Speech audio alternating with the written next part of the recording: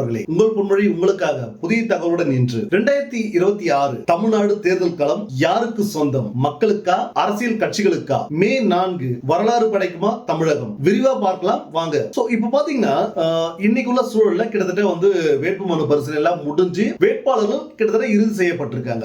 இந்த சூழல்ல ஏப்ரல் 23 நாம தேர்தலை எதிர்கொண்டு காத்துட்டு இருக்கோம். மே 4 தேர்தல் முடிவுகளுக்காக காத்துட்டு இருக்கோம். சரி, இப்ப என்ன சூழல்? களம் யாருக்கு சாதகமா இருக்கு, யாருக்கு பாதகமா இருக்கு அப்படின்னு நம்ம பார்க்கிறதுக்கு முன்னாடி சில விஷயம் ரொம்ப தெளிவா நம்ம பார்த்துருவோம். முதல் விஷயம், வாக்குறுதிகள். ஒவ்வொரு கட்சியும் இந்த வாக்குறுதிகள் கொடுத்துட்டு இருக்காங்க. எலெக்ஷன் மேனிஃபெஸ்டோ, தேர்தல் வாக்குறுதியா இவங்க கொடுத்திருக்கிற விஷயங்கள் என்ன அப்படின்னு பார்த்துருவோம். கடந்த 50 ஆண்டுகளா நடைபெற்றிருக்க தேர்தல்கள்ல ஒரு 5 வாக்குறுதிகள் தொடர்ந்து வந்துட்டே இருக்கும். இந்த 5 வாக்குறுதிகளோட வெவ்வேறு வடிவங்கள் வந்துட்டு இருக்குமே தவிர அதோட அடிப்படை பார்த்தீங்கன்னா இந்த 5 தான் இருக்கும். இந்த 5 என்ன அப்படின்னு பார்த்தோம்னா, விவசாயிகளின் துயர் துடைப்போம், வறுமையை ஒழிப்போம், இளைஞர்களுக்கான வேலை வாய்ப்பை உருவாக்குவோம், ஊழலற்ற ஆட்சி அமைப்போம், 5வது காமராஜின் பொற்கால ஆட்சி மீண்டும் மலரும். இந்த 5 அடிப்படையா கொண்டுதான் இவங்க எல்லா கட்சிகளும் வாக்குறுதிகளை உருவாக்குறாங்க. இந்த 5 வாக்குறுதிகளை அடிப்படையா வச்சுதான் ஒவ்வொரு கட்சியும் தன்னோட தேர்தல் அறிக்கையை தயாரிக்கிறாங்க. ஆனா இந்த 5ம் நடந்ததா அப்படின்னு பார்த்தோம்னா, இந்த 50 ஆண்டு காலமா இது நிறைவேற்றப்பட்டிருக்கா அப்படின்னு பார்த்தோம்னா நிச்சயமா இல்ல அப்படின்னு தான் சொல்லணும். அப்படி நிறைவேற்றப்பட்டிருந்தா இன்னைக்கு தமிழ்நாடு வேற ஒரு தளத்தை நோக்கி நகர்ந்திருக்கும். ஆனா இன்னைக்கு இருந்துட்டு இருக்க தளம் என்னன்றது உங்களுக்கு நல்லா தெரியும். அடுத்தது, கடந்த கால் நூற்றாண்டு காலமா நடைபெறும் தேர்தல்கள்ல பிரதான இடம்பெறக்கூடிய விஷயங்கள், வார்த்தைகள் என்ன அப்படின்னு பார்த்தோம்னா இலவசம். இந்த இலவசம்ன்ற வார்த்தை பெரும்பாலான கட்சிகளோட வாக்குறுதிகளை தொடர்ந்து இடம்பெற்றுட்டு இருக்கு. இதுல விஷயம் என்னன்னு பார்த்தோம்னா 1967 இருந்து இன்னைக்கு வரைக்கும் கிட்டத்தட்ட 59 ஆண்டுகள் 2 கட்சிகள் மட்டும்தான் ஆட்சி செய்திருக்காங்க. இந்த 59 ஆண்டு காலம் ஆட்சி செய்தும் இலவசம் வாங்கக்கூடிய நிலையில தான் மக்களோட பொருளாதார நிலைமை இருக்கு அப்படின்னு சொன்னா உங்க ஆட்சியோட தரம் எவ்வளவு மோசமான நிலை இருக்கு அப்படின்றது மக்களுக்கு புரியுதோ இல்லையோ, உங்களுக்கு புரியுதா? ஒவ்வொரு அரசியல் கட்சியோட தேர்தல் வாக்குறுதிகளை பிரதானமா இடம்பெற்றிருக்கிற வார்த்தை அந்த இலவசம். இந்த இலவசம் இவங்க அறிவிக்கிறதுக்கு முன்னாடி ஒரு விஷயம் யோசிக்கவே இல்லையா? இவங்க சொல்ற மின்சாரம் இலவசம் அப்படின்னு சொல்றாங்க. ஆனா இன்னைக்குள்ள சூழல் என்ன அப்படின்னு பார்த்தோம்னா, மின்சாரத்துறை நஷ்டத்திலையும் கடன்லையும் இயங்கிட்டு இருக்கு. அதை சரி பண்றதுக்கு ஏதாவது திட்டங்கள் இவங்க கிட்ட இருக்கா அப்படின்னு பார்த்தோம்னா அதை பத்தின எந்த ஒரு அறிவிப்பும் எந்த ஒரு அரசியல் கட்சியும் கொடுக்கவே இல்லை. அதுக்கு அடுத்தது போக்குவரத்து. ஆண்கள் போனாலும் இலவசம், பெண்கள் போனாலும் இலவசம், நகரத்திலையும் இலவசம், கிராமத்துல இலவசம். போக்குவரத்தை பயன்படுத்த கட்டணம் இல்லா போக்குவரத்து எல்லாருமே பயன்படுத்தலாம் அப்படின்னு ஒரு சூழலை இவங்க உருவாக்குறாங்க அப்படின்னு சொன்னா ஏற்கனவே நஷ்டத்திலையும் கடன்லையும் இயங்கிட்டு இருக்க அந்த துறை இன்னும் மோசமான சூழலுக்கு தள்ளப்படும் இல்லையா? இல்ல அந்த துறையோட வருமானத்தை கூட்டுறதுக்கோ கடனை அடைக்கிறதுக்கோ என்ன திட்டங்கள் இருக்கு? யாராவது சொன்னாங்களான்னு பார்த்தா இலவசத்தை சொன்னவங்க அந்த நஷ்டத்தை ஈடு செய்யக்கூடிய மாற்று வழி என்ன அப்படின்றத யாருமே சொல்லவே இல்லை. இதுல இதோட பெரிய கொடுமை என்ன அப்படின்னு பார்த்தோம்னா, போக்குவரத்து துறையில வேலை செய்து ரிட்டையர்ட் ஆகி கிட்டத்தட்ட ஒரு 10-15 ஆண்டுகளுக்கு மேல இருக்கிற பலருக்கு இல்ல, முழுமையாவே யாருக்குமே பார்த்தோம்னா அது பணிக்கொடை, கிராஜுவிட்டி அப்படின்னு சொல்லப்படுற அந்த கிராஜுவிட்டி இன்னைக்கு வரைக்கும் அவங்களுக்கு கொடுக்கப்படாம இருக்கு. கேட்டா நிதி பற்றாக்குறை அப்படின்னு சொல்றாங்க. ஒரு நிதி பற்றாக்குறை இருக்கும்போது எப்படி நீங்க இலவசத்தை அறிவிக்க முடியுது? அந்த இலவசத்துக்கான வருமானம் எங்க இருந்து வந்துட்டு இருக்குது? அடுத்து அரசு பணி செய்யும் ஊழியர்கள். இந்த அரசு பணி செய்யும் ஊழியர்கள் பாத்தீங்கன்னா 2 பிரிவுகளா இருக்காங்க. ஒன்னு நிரந்தர பணியாளர்கள், இன்னொரு பிரிவு பாத்தீங்கன்னா தற்காலிக பணியாளர்கள். இவங்க 2 பேரும் செய்யற வேலை என்னன்னு பார்த்தோம்னா ஒரே வேலை தான் 2 பேருமே செய்யறாங்க. ஒரே வேலையை 2 பேரும் செய்தாலும் இவங்களுக்கான ஊதியத்துல மிகப்பெரிய ஏற்றத்தாழ்வு. இந்த ஏற்றத்தாழ்வு எவ்வளவு மோசமானது அப்படின்னு பார்த்தோம்னா இந்திய அரசியல் சாசன கோட்பாட்டுக்கே எதிரான ஒரு விஷயம். சம வேலைக்கு சம ஊதியம் வழங்கணும்ன்றது ஆர்டிகல் 39D சொல்லப்பட்டிருக்கு. அப்படி இருக்கும்போது இங்க நிரந்தர பணியாளர்கள், தற்காலிக பணியாளர்கள் இவங்க 2 பேருக்கும் இடையில பார்த்தோம்னா இந்த ஒரு ஊதிய வேறுபாடு ரொம்ப பெரிய வித்தியாசத்துல இருக்கு. இதுக்கு நீதிமன்றங்கள் பலமுறை அரசுக்கு கொட்டு வச்சிருக்காங்க. அது என்ன அப்படின்னு பார்த்தோம்னா ஒரே வேலை செய்யற 2 பேருக்கு இடையில ஏன் இந்த பாரபட்சம்?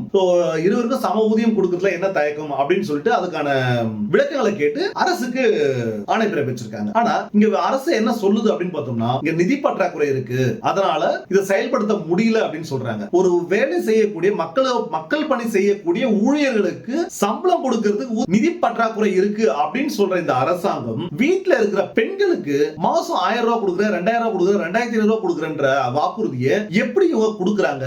இல்ல அப்படி கொடுக்குற அந்த நிதியை ஈடு செய்யக்கூடிய அளவுக்கு மாற்று வழி ஏதாவது இருக்கு அப்படின்னு சொல்லி அந்த மாற்று வழியை சொன்னாங்களா அப்படின்னு பார்த்தோம்னா அந்த மாற்று வழி இவங்க சொல்லவே இல்லை. இது ஒரு கட்சி தான் இப்படி செய்திருக்காங்களா அப்படின்னு பார்த்தோம்னா இது கடந்த 59 ஆண்டு காலமா இந்த 2 கட்சியும் இதே தான் திரும்ப செய்துட்டு இருக்காங்க. ஊழல ஒழிப்புன்னு சொன்னாங்க, இதுவரைக்கும் ஒழிச்சாங்களான்றது தெரியல. அதுக்கு அடுத்தது காமராஜர் ஆட்சியை பத்தி சொன்னாங்க. காமராஜர் ஆட்சி மட்டும் இருந்திருந்ததுன்னா இன்னைக்கு நிலைமையே வேற மாதிரி இருந்திருக்கும். அதாவது காமராஜர் ஆட்சியை பத்தி ரொம்ப சுருக்கமா சொல்லணும் அப்படின்னு பார்த்தோம்னா சரிவுல சைக்கிள் ஓட்டுறவன் எவ்வளவு வேகமா ஓட்டுறது எப்படி பார்த்தடிக்கக்கூடிய ஒரு செயலோ அப்படிதான் இந்த 59 ஆண்டு கால ஆட்சியை எல்லாரும் மாறுதட்டிட்டு இருக்காங்க. ஆனா இந்த 59 ஆண்டு காலம் தமிழகம் நிலை பெற்று இருக்கிறதுக்கு முக்கிய காரணம் என்ன அப்படின்னு பார்த்தோம்னா காமராஜரோட அந்த 9 ஆண்டு கால ஆட்சி காலம் தான். அடுத்து வறுமையை ஒழிப்போம் அப்படின்னு சொல்லிட்டு இருப்பாங்க. வறுமையை ஒழிச்சிட்டாங்க. 59 ஆண்டு கால வறுமையை ஒழிச்சிட்டாங்கன்னா இலவசத்துக்கு அவசியம் என்ன இருக்குது? இங்க இலவசத்துக்கு அவசியமே இல்லாம இருக்கும். இப்போ வரைக்கும் நீங்க இலவசம் கொடுத்துட்டீங்கன்னா அப்ப நீங்க வறுமையை ஒழிக்கவே இல்லைன்னு அர்த்தம். இளைஞர்களுக்கு வேலை வாய்ப்பு உருவாக்கும் அப்படின்னு சொல்றீங்க. இளைஞர்களுக்கு வேலை வாய்ப்பு உருவாக்கணும் இன்னைக்கு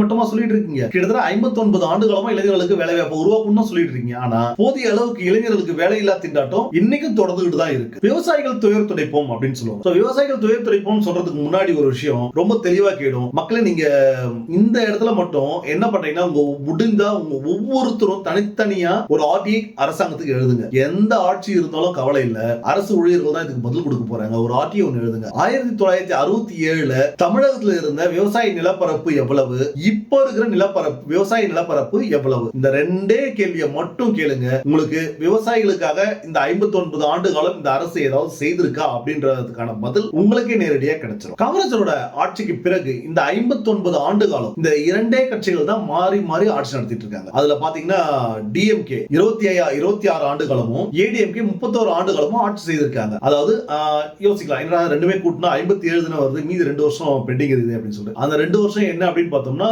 இந்த இடத்துல தமிழ்நாட்டில் பார்த்தீங்கன்னா 2 முறை வந்து பிரசிடென்ட் ரூலிங் இருந்தது. அது இல்லாம இதற்கு இடையில வந்து பாத்தீங்கன்னா ஆக்டிங் சிஎம்மா வந்து நெடுஞ்செழியன் அவர்கள் 2 முறை இருந்திருக்காங்க. சோ அந்த காலகட்டம் வந்து இந்த 2 ஆண்டுகள் அது கவர் ஆயிடும். அதை தாண்டி தனிப்பட்ட முறையில 31 ஆண்டுகள் ஏடிஎம்கேவும் 26 ஆண்டுகள் இப்ப முடிய போற இந்த காலகட்டத்தோட சேர்த்து 26 ஆண்டு காலம் டிஎம்கேவும் தொடர்ந்து ஆட்சி செய்து இருந்திருக்காங்க. இந்த 59 ஆண்டு காலம் முழுக்க அந்த 2 கட்சிகளுக்கு கட்டுப்பாட்டுல தான் வந்து தமிழகம் இருந்திருக்கு. அப்படி இருந்தும் எந்த ஒரு முன்னேற்றமும் இல்லாத இந்த சூழல்ல இந்த 2 கட்சிகளும் நமக்கு தேவையா? கடந்த 59 ஆண்டு காலமா தமிழக மக்கள் மாற்றம் நிகழாதா என காத்துக் கொண்டிருக்கின்றார்கள். இந்த தேர்தல் அந்த மாற்றத்தை கொண்டு வருமா? ஃபர்ஸ்ட் ஆளுங்கட்சி நாம பார்ப்போம். 23 கட்சிகளோட கூட்டணி அமைத்து இந்த தேர்தலை சந்திக்கிறாரு. 2021 அவர் ஜெயிக்கும் போது இருந்த கூட்டணி எண்ணிக்கையை விட இந்த முறை கூட்டணி எண்ணிக்கை கூடி இருக்கு. 5 ஆண்டுகள் தொடர்ந்து ஒரு நல்லாட்சியை வழங்கி இருக்காரு அப்படின்னு சொல்லும் போது இன்னும் கூட்டணியை அதிகரிக்க வேண்டிய அவசியம் அவருக்கு ஏன் வருது? அதே சமயம் அவர் நல்லாட்சி செய்திருக்காரு, போதிய அளவுக்கு சாதனைகள் புரிஞ்சிருக்காரு அப்படின்னு சொல்லும் போது அதை சொல்லியே நம்ம அவர் ஓட்டு கேட்டிருக்கலாமே.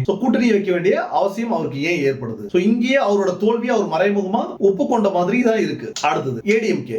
ஏடிஎம்கே பார்த்தோம்னா கிட்டத்தட்ட இந்த 5 ஆண்டுகள் எதிர்க்கட்சியா தான் செயல்பட்டு இருக்காங்க. இந்த எதிர்க்கட்சியா அவங்க சிறப்பா செயல்பட்டாங்களா அப்படின்றது பார்த்தோம்னா அதற்கு அடுத்த மிகப்பெரிய கேள்வி அது. ஏன்னா ஆளுங்கட்சியோட பல்வேறு தவறுகளை அவங்க தெளிவா மக்கள்கிட்ட கொண்டு போய் சேர்க்கறதுக்கோ இல்லாட்டி அதை சுட்டி காட்டி அதை கண்டிக்கவோ பல இடங்கள்ல அவங்க தவறி இருக்காங்க. தூய்மை பணியாளர்கள் விஷயமா இருந்தாலும் சரி, செவிலியர்களோட விஷயமா இருந்தாலும் சரி, அதற்கு அடுத்தது மக்கள் பிரச்சனைகளா இருந்தாலும் சரி, கஸ்டோடியல் டெத், போதைப் பொருள் தடையற்ற புழக்கம், இந்த மாதிரி பல்வேறு விஷயங்கள், இதை விட குறிப்பா சமீபத்தில் நடந்த விஷயங்கள் அப்படின்னு சொல்ல போனோம்னா இளம் குழந்தைகள் மீது கட்டவிழ்க்கப்பட்ட பாலியல் வன்கொடுமைகள். இந்த மாதிரி விஷயங்கள்லாம் வந்து எதிர்க்கட்சியா இவங்க அதை சரியா மக்கள்கிட்ட கொண்டு போய் சேர்த்தாங்களா, ஆளும் தரப்ப இந்த கட்டணத்துக்குள்ள அவங்க கொண்டு வந்தாங்களா அப்படின்றது பார்த்தீங்கன்னா மிகப்பெரிய கேள்விதான். அதற்கு அடுத்தது களத்துல யார் இருக்காங்க அப்படின்னு பார்த்தோம்னா சீமான், நாம் தமிழர் சீமான். இவர் வந்து பார்த்தோம்னா கிட்டத்தட்ட ஒரு 2016 இருந்து தொடர்ந்து தேர்தல் காலத்தை சந்திச்சுட்டு வந்துட்டு இருக்காரு. அவரோட கொள்கைகள் மக்களுக்கு ஏற்புடைய கொள்கையாவே இருந்தாலும் சட்டமன்ற உறுப்பினரை தேர்ந்தெடுக்கக்கூடிய அளவுக்கு அவருக்கான ஆதரவு இருக்கா அப்படின்னு பார்த்தோம்னா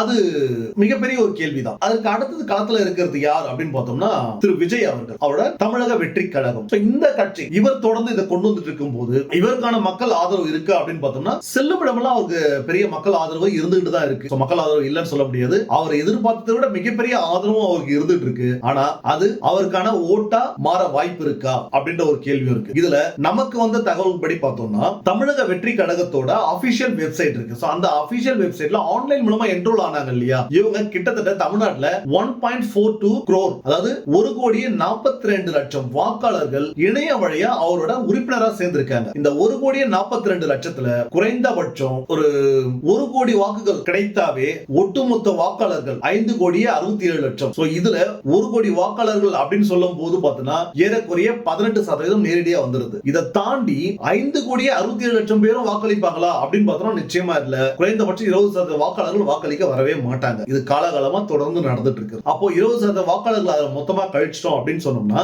வாக்களிக்க வர்றவங்க 4,70,00,000 தோராயமா இருக்க வாய்ப்பு இருக்கு. அப்ப 4,70,00,000 1 கோடி வாக்காளர்கள் வாக்களித்தாங்க அப்படின்னு சொன்னாலும் இவரோட சதவீதம் பாத்தீங்கன்னா ஏறக்குறைய 20% வாக்குகள் அவர் வாங்குறதுக்கான வாய்ப்புகள் இருக்கு. இதை தாண்டி இன்னொரு விஷயமும் நம்ம அதுல கவனிக்க வேண்டியது இருக்கு. நடுநிலை வாக்காளர்கள். இந்த நடுநிலை வாக்காளர்கள் தான் ஒவ்வொரு தேர்தலையும் யார் வெற்றி பெறணும் யார் தோல்வி அடைகிறத முடிவு செய்யறவங்க யார் அப்படின்னு பார்த்தோம்னா இந்த நடுநிலை வாக்காளர்கள். இதெல்லாம் தாண்டி ரொம்ப முக்கியமான ஒரு விஷயம் இருக்கு. என்ன அப்படின்னு பார்த்தோம்னா இந்திய வரலாற்றிலும் சரி தமிழக வரலாற்றிலும் சரி தமிழக மக்கள் தமிழக வாக்காளர்கள் ஒரு வித்தியாசமான குணம் கொண்டவர்கள். என்ன அப்படின்னு பார்த்தோம்னா நம்ம யார் ஆளணும் சொல்றதை விட யார் நம்மள ஆளவே கூடாதுன்றதுல ரொம்ப தெளிவாகவும் தீர்க்கமாகவும் முடிவு எடுக்கக்கூடியவங்க. இந்த தேர்தலையும் அதே முடிவு அவங்க எடுத்திருப்பாங்கன்ற நம்பிக்கை இருக்கு. அதே சமயம் இந்த முறை தொங்கு சட்டமன்றம், இந்த தொங்கு சட்டமன்றம் அப்படின்றது என்ன அப்படின்னு பார்த்தோம்னா யாருக்கும் அறுதி பெரும்பான்மை இல்லாம ஒரு கூட்டணி அரசாங்கம் அமைய வாய்ப்பு இருக்கும். 1952 இருந்து 2026 வரைக்கும் நடந்த தேர்தல்கள்ல தொங்கு சட்டமன்றம் தமிழகத்தில் ஏற்பட்டதே கிடையாது. இந்த முறை அந்த தொங்கு சட்டமன்றம் ஏற்படுமா? மே 4 மக்களுக்கான ஆட்சி அமையுமா? பொறுத்திருந்து பார்ப்போம். போதுமான தகவலை அறிந்து கொண்டோம் என்ற நம்பிக்கையில் விடைபெறுகின்றேன். நன்றி நண்பர்களே.